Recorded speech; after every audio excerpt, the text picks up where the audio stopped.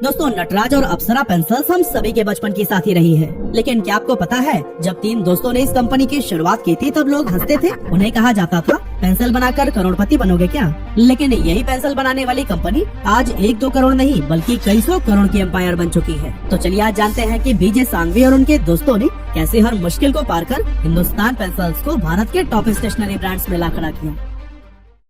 साल था 1950 का। इंडिया अभी आजाद हुआ था और यहाँ पढ़ाई का सपना देखने वाले लाखों बच्चों के पास एक अच्छी पेंसिल तक नहीं थी। हाँ, कुछ अमीर बच्चे महंगी विदेशी पेंसिल्स खरीद सकते थे, लेकिन बाकी उनके लिए कुछ गिनी चुनी लोकल पेंसिलें थी जो कमजोर थी, जल्दी टूट जाती और जिनसे लिखते टाइम हाथ काला हो जाता था। असल में इंडिया के अंदर अच्छी पेंसिल्स बनती ही नहीं थी। अगर किसी को क्वालिटी पेंसिल चाहिए होती थी तो उसे इंग्लैंड, जर्मनी या फिर जापान की महंगी इंपोर्टेड पेंसिल्स खरीदनी पड़ती थी। उस time AW, Faber Castell, Mitsubishi pencil और स्टेडलर जैसी विदेशी कंपनियां ही इंडियन मार्केट पर राज कर रही थी। लेकिन प्रॉब्लम ये थी कि एक कॉमन मिडिल क्लास आदमी के लिए इतनी महंगी पेंसिल खरीद पाना ऑलमोस्ट इम्पॉसिबल था। इसीलिए बच्चे नरकट की कलम और दवात की स्याही से लिखा करते थे। और अगर किसी बच्चे के पास लकड़ी की पेंसिल आ जाए तो फिर वो अपने दोस्तों के बीच एकदम VIP बन जाता। लेकिन फिर एंट्री हुई बीजे सांघवी उर्फ बाबू भाई की, जो कि इन्हीं हालातों को एक्सपीरियंस करते हुए बड़े हुए थे।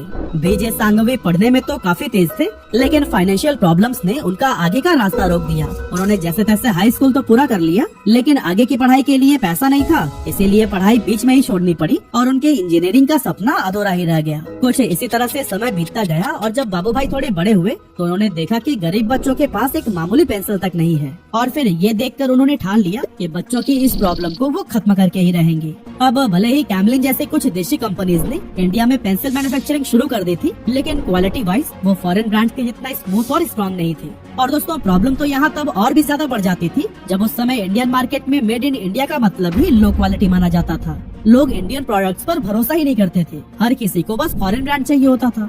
लेकिन 1950s के एंड तक भारत में एक बड़ा बदलाव आने लगा। सरकार ने विदेशी इंपोर्ट्स पर डिपेंडेंसी को कम करने के लिए स्वदेशी इंडस्ट्रीज को प्रमोट करना शुरू कर दिया और फिर यहीं से इंडियन पेंसिल इंडस्ट्री का भी टर्निंग पॉइंट आया।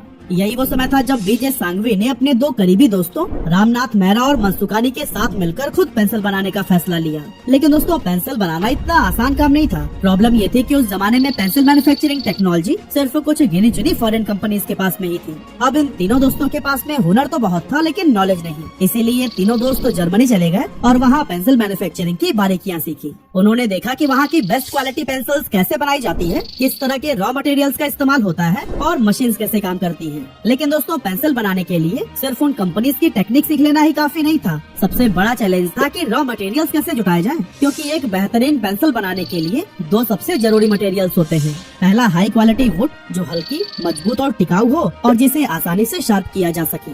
इसके लिए सीडर वुड यानी कि देवदार की लकड़ी का इस्तेमाल किया जाता था, जो कि ज्यादातर फॉरेन कंट्रीज में ही पाई जाती थी। लेकिन प्रॉब्लम ये थी कि इसे इम्पोर्ट करना बेहद महंगा था। और कुछ इसी तरह से दूसरा सबसे जरूरी मटेरियल था ग्रेफाइट कोर, यानी एक ऐसी लीड जो कि ना तो बहुत ज्यादा सॉफ्ट हो और ना ही बहुत हार्ड, यानी जो लिखने पर ना तो जल्दी घिसे और ना ही इतनी सख्त हो कि कागज पर लिखते टाइम दबाव डालना पड़े। एक्चुअली ग्रेफाइट कोर को सही बैलेंस में बनाने के लिए कार्बन और क्ले के एकदम सटीक मिक्सचर की जरूरत होती थी। लेकिन यहाँ सबसे बड़ी दिक्कत यह थी, इंडिया में न तो उस क्वालिटी की लकड़ी मिलती थी और न ही प्योर ग्रेफाइट। ऐसे में जो लोकल पेंसिल कंपनीज थी उन्हें ये दोनों ही चीजें इंपोर्ट करनी पड़ती थी, जिससे उनका प्रोडक्शन कॉस्ट बहुत ज्यादा बढ़ जाता था। यही वजह थी कि ज्यादातर लोग इस बिजनेस में घुसने की हिम्मत ही नहीं करते थे। लेकिन बीजे सांघवी और उनके दोस्तों ने ठान लिया कि अगर भारत में रिसोर्सेज अवेलेबल नहीं है तो फिर हम अपना रास्ता खुद बनाएंगे। हालांकि ये काम इतना आसान नहीं था। इसमें सबसे बड़ा चैलेंज था लकड़ी का अरेंजमेंट करना। अब जो सीडर वुड था वो बेसिकली अमेरिका से इम्पोर्ट होकर आता था। यही वजह था कि उसे यूज करना बहुत महंगा पड़ता। इसीलिए तीनों दोस्तों ने इंडिया में ही एक बेहतर अल्टरनेटिव ढूंढने का फैसला लिया और फिर वो कई राज्यों के जंगलों में महीनों तक घूमे और सैंपल्स को लगातार टेस्ट किया। बार बार फेल हुए, लेकिन फिर भी पीछे नहीं हटे और फिर आखिरकार एक ऐसी लकड़ी का सोर्स मिला जो कि इम्पोर्टेड सीडर वुड के जितना ही स्ट्रॉन्ग और टिकाऊ था। असल में इस लकड़ी का नाम था पॉपुलर वुड, यानी कि चिनार की लकड़ी। ये लकड़ी हल्की भी थी और आसानी से शार्प हो सकती थी, यानी कि पेंसिल बनाने के लिए बिल्कुल परफेक्ट। लेकिन अभी भी ग्रेफाइट कोर को डेवलप करने की चुनौती तो बाकी ही थी। इसका सोल्यूशन निकालने के लिए उन्होंने लोकल मैन्युफैक्चरर्स और रिसर्चर्स के साथ मिलकर एक नया फार्मूला डेवलप किया और फिर महीनों की मेहनत के बाद एक ऐसा ग्रेफाइट तैयार हुआ जो न सिर्फ स्मूथ था बल्कि ड्यूरेबल भी। यानी कि अब उनके पास लकड़ी थी और ग्रेफाइट भी। लेकिन एक और बड़ा चैलेंज अब भी था कि इसे बनाने वाली मशीन कहाँ से लाएं, क्योंकि उनके पास इतने पैसे ही नहीं थे कि विदेश से नई मशीन इंपोर्ट कर सके। इसीलिए उन्होंने लोकल इंजीनियर्स और कारपेंटर से बात करके भारत में ही मशीनरी को तैयार करवाने का फैसला लिया। वो अलग अलग वर्कशॉप में गए, विदेशी मशीन्स के वर्किंग्स को समझने की कोशिश की, दिन रात एक्सपेरिमेंट किया और फिर छोटे छोटे पार्ट्स को इधर उधर से कलेक्ट करके एक ऐसी मशीन तैयार की जो कि मिनिमम कॉस्ट में मैक्सिमम क्वालिटी की पेंसिल्स बना सकती थी। हालांकि इस मशीन को जुगाड़ टेक्नोलॉजी का सहारा लेकर बनाया गया था, इसीलिए इसकी स्पीड बहुत ज्यादा स्लो थी और यह मशीन हमेशा खराब हो जाती थी। और दोस्तों, बीजी सांघवी इतने परेशान हो गए थे कि पैसों की तंगी, लगातार मेहनत और मशीनों के साथ दिन रात जूझना, इस सब का असर उनकी मेंटल हेल्थ पर ऐसा पड़ा कि बिना नींद की गोली लिए एक रात सोना भी मुश्किल हो गया था। लेकिन वो जानते थे कि अगर यहाँ हार मान ली ना तो सब कुछ खत्म हो जाएगा।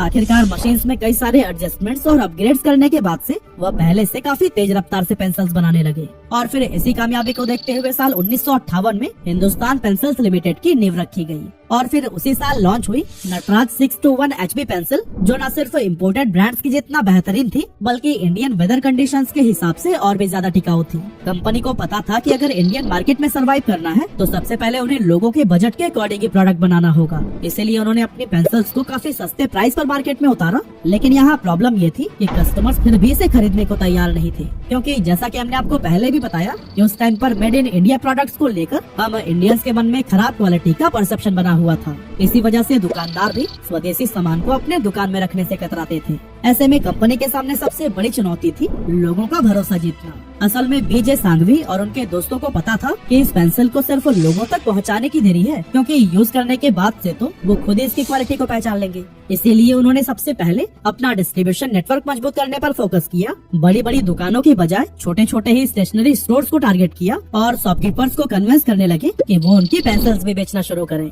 लेकिन दिक्कत ये थी कि शॉपकीपर्स पहले से ही इम्पोर्टेड ब्रांड्स बेच रहे थे और उन्हें लग रहा था कि और इंडियन ब्रांड्स की तरह ये नई इंडियन पेंसिल भी ज्यादा दिनों तक नहीं टिक पाएगी। और फिर जब इस स्ट्रैटेजी से कुछ खास सक्सेस नहीं मिली तो उन्होंने एक नया प्लान बनाया जो था सीधे स्टूडेंट्स तक पहुंचना। अब उन्होंने स्कूल्स और कॉलेजेस में नटराज पेंसिल्स के कुछ फ्री सैंपल्स बांटने शुरू कर दिए और फिर जैसे स्टूडेंट्स ने इसे आजमाया उन्हें तुरंत फर्क महसूस हुआ। ग्रेफाइट इतना स्मूथ और डार्क था कि लिखावट बोल्ड और क्रिस्पी दिखती थी, साथ ही इसकी लीड भी इम्पोर्टेड पेंसिल से कहीं ज्यादा मजबूत थी। और सबसे बड़ी बात, उस जमाने में पेंसिल्स के साथ दिए जाने वाले इरेजर्स बहुत ज्यादा डस्ट छोड़ते थे, लेकिन नटराज 621 HB के साथ मिलने वाला इरेजर डस्ट फ्री था। इन सब खूबियों की ही बदौलत देखते ही देखते स्टूडेंट्स के साथ साथ ऑफिस एम्प्लॉइज भी प्रोजेक्ट और डॉक्यूमेंट के लिए नटराज पेंसिल्स का इस्तेमाल करने लगे। 1970 आते आते नटराज 621 HB भारत में सबसे ज्यादा बिकने वाली पेंसिल बन चुकी थी और हिंदुस्तान पेंसिल्स लिमिटेड ने इंडियन मार्केट में अपनी स्ट्रॉन्ग प्रेजेंस बना ली थी। लेकिन दोस्तों, तब तक एक नया चैलेंज उनके सामने आ खड़ा हुआ था। कंपनी ने महसूस किया कि सिर्फ स्टूडेंट और ऑफिस वर्कर्स के लिए ही नहीं बल्कि प्रोफेशनल आर्टिस्ट, डिजाइनर्स और आर्किटेक्ट के लिए भी एक हाई क्वालिटी पेंसिल होनी चाहिए।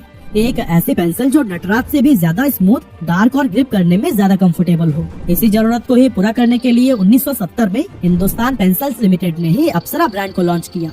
बेसिकली अप्सरा की लीड ज्यादा डार्क और स्मूथ थी और इसका खास फार्मूला इसे स्केचिंग और आर्ट वर्क के लिए परफेक्ट बनाता था। ऐसे में धीरे धीरे अप्सरा ने प्रोफेशनल आर्टिस्ट और डिजाइनर्स के बीच में अपनी जगह बना ली। इसी दौरान हिंदुस्तान पेंसिल्स ने भारत के बाहर भी अपने प्रोडक्ट को एक्सपोर्ट करने का फैसला किया और फिर आने वाले कुछ ही सालों में एशिया, मिडिल ईस्ट, अफ्रीका और यूरोप के बाजारों में नटराज और अप्सरा पेंसिल्स एक्सपोर्ट होने लगी। इस तरह एक देसी इंडियन ब्रांड अब ग्लोबल स्टेज पर अपनी पहचान बना रहा था। लेकिन फिर कुछ ऐसा हुआ जिसने हिंदुस्तान पेंसिल्स के लिए बाहर नहीं बल्कि अपने ही देश में सर्वाइव करना मुश्किल बना दिया। एक्चुअली 1991 में इंडियन गवर्नमेंट ने इकोनॉमिक लिबरलाइजेशन की शुरुआत की, यानी अब कोई भी फॉरेन कंपनी भारत में आकर अपनी फैक्ट्री सेटअप कर सकती थी और इसका असर इंडियन स्टेशनरी मार्केट पर भी पड़ा। कई बड़े बड़े इंटरनेशनल ब्रांड्स ने इस मौके का फायदा उठाया और इंडियन मार्केट में एंट्री ले ली। अब तक जिस मार्केट पर हिंदुस्तान पेंसिल्स का राज था वहाँ फॉरेन कंपटीशन बढ़ने लगा और कंपनी को अब डर सताने लगा कि कहीं ये विदेशी ब्रांड्स उसे पीछे न छोड़ दें। लेकिन उन्होंने इस चुनौती को एक नए मौके की तरह देखा और एक बोल्ड स्ट्रेटेजी बनाई। अब उनकी रणनीति ये थी कि वो सिर्फ पेंसिल्स तक ही सीमित नहीं रहेंगे बल्कि वो इंडियन कस्टमर्स की जरूरतों को ध्यान में रखते हुए स्टेशनरी इंडस्ट्री में भी इनोवेशंस करेंगे। इसी दौरान उन्होंने डस्ट फ्री इरेजर लॉन्च किया जिससे इरेज करने के बाद से एक्स्ट्रा मेस नहीं बचता था। साथ ही शार्पनर्स को भी अपग्रेड किया ताकि पेंसिल्स की नोक ज्यादा शार्प हो और बार बार न टूटे। इतना ही नहीं, उन्होंने ball pens, gel pens, colour pencils और क्रेयॉन्स यानी कि जिन्हें हम मोम के कलर बोलते थे वो भी मार्केट में उतारे। इस तरह से अब हिंदुस्तान पेंसिल सिर्फ पेंसिल ब्रांड नहीं बल्कि स्टेशनरी का एक बड़ा नाम बन चुका था। 1990s में हिंदुस्तान पेंसिल्स ने अपने ब्रांड को और भी मजबूत करने के लिए टेलीविजन और प्रिंट मीडिया का भी सहारा लिया, क्योंकि उस दौर में लोगों पर टीवी एड्स का बहुत गहरा असर होता था। हर घर में बच्चे और उनके माता पिता एक साथ बैठकर टीवी देखा करते थे और कंपनी ने भी इस मौके को पहचानते हुए कुछ ऐसे एड कैंपेन लॉन्च किए जो कि आज भी लोगों की यादों में बसे हुए हैं। जैसे कि द विनिंग रेस एड में दिखाया गया कि पेंसिल के रेस में जहां बाकी ब्रांड की पेंसिल्स के लिए टूट जाती है, वहीं नटराज पेंसिल इस रेस में नंबर 1 आती है। जीत की तरफ बढ़ती हुई नटराज की पेंसिल और नटराज भी चैंपियन। कुछ इसी तरह से कंपनी ने चलती ही जाए नाम का एक एड कैंपेन भी लॉन्च किया, जो कि उस समय काफी पॉपुलर रहा और कंपनी को इसका बहुत फायदा भी मिला। नटराज पेंसिल चलती ही जाए।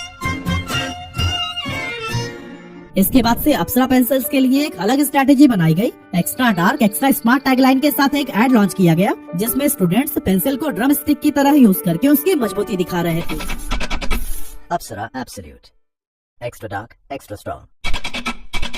और दोस्तों, ये सभी एडवर्टाइजमेंट्स ने नटराज और अप्सरा को घर घर में पॉपुलर बना दिया। लेकिन दोस्तों, साल 2000 आते आते कंपटीशन और भी ज्यादा बढ़ने लगा, क्योंकि अब मार्केट में सिर्फ फॉरेन ब्रांड ही नहीं बल्कि इंडियन ब्रांड्स भी मजबूत हो रहे थे। कैमलिन और डॉम्स जैसी कंपनियां तेजी से अपनी पकड़ बना रही थी और ये हिंदुस्तान पेंसिल्स के लिए एक नया चैलेंज था। अब सिर्फ अच्छी पेंसिल्स बनाना ही काफी नहीं था, बल्कि कस्टमर्स को समझाना भी जरूरी था कि उनके प्रोडक्ट्स आखिर क्यों सबसे बेहतर हैं। यही सोचकर कंपनी ने अपनी मार्केटिंग स्ट्रैटेजी बदल दी, क्योंकि पहले स्टूडेंट्स ही उनके मेन टारगेटेड ऑडियंस थे, लेकिन अब उन्होंने पेरेंट्स को भी टारगेट करना शुरू कर दिया। खासकर ऐसे पेरेंट्स जो कि अपने बच्चों के लिए अच्छी और अफोर्डेबल स्टेशनरी चाहते थे। इसी के साथ उन्होंने एग्जाम देने वाले स्टूडेंट्स को ध्यान में रखते हुए अप्सरा एग्जाम पेंसिल लॉन्च की। इसमें स्मूथ और डार्क ग्रेफाइट था, जो कि राइटिंग को ज्यादा क्लीन और रीडेबल बनाता था। लेकिन दोस्तों, इस पेंसिल का जो सबसे बड़ा मास्टर स्ट्रोक था वो था इसका एडवर्टाइजिंग कैंपेन। विज्ञापनों में दिखाया गया कि अगर बच्चा अप्सरा एग्जाम पेंसिल से लिखता है तो उसकी हैंड राइटिंग इतनी साफ होती है कि टीचर उसे एक्स्ट्रा 5 नंबर्स देता है। ऐसे में ये कैंपेन बेहद पॉपुलर हुआ और इसकी वजह से कंपनी के सेल्स में जबरदस्त उछाल देखने को मिला। दोस्तों, सब कुछ तो अब तक बहुत अच्छा चल रहा था, लेकिन 2013 में कुछ ऐसा विवाद हुआ जिसने कंपनी को मुश्किल में डाल दिया। एक्चुअली बेंगलुरु में एक लॉ स्टूडेंट चिरायु जैन ने नटराज की parent company Hindustan pencils limited के खिलाफ में कंप्लेन दर्ज की। जैन का कहना था कि कंपनी के क्रेयॉन सेट में स्किन कलर बहुत हल्का यानी कि गोरे स्किन टोन जैसा था, लेकिन उनकी खुद की स्किन टोन काफी डार्क थी और ये कलर उससे मैच नहीं करता था। उन्होंने आरोप लगाया कि इससे रंग भेद को बढ़ावा मिलता है और ये इशारा करता है कि फेयर स्किन ही नॉर्मल या आइडियल है। और दोस्तों, इस इशू को और भी ज्यादा चर्चा तब मिली जब anti discrimination activist group brown and proud ने इसे एक अभियान का रूप दे दिया। सोशल मीडिया पर नॉट माई स्किन कलर जैसे हैशटैग ट्रेंड करने लगे और लोगों को इनकरेज किया गया कि वो अपने रियल स्किन टोन को प्राउडली एक्सेप्ट करें। और फिर जब ये कैंपेन बढ़ता गया तो फिर हिंदुस्तान पेंसिल्स ने भी फाइनली एक्शन लिया और उन्होंने जो क्रेयॉन सेट में स्किन कलर था उसका नाम बदलकर पीच कलर कर दिया। इसके बाद से लोगों ने इस बदलाव को पॉजिटिव तरीके से लिया और फिर ये विवाद यहीं पर थम गया।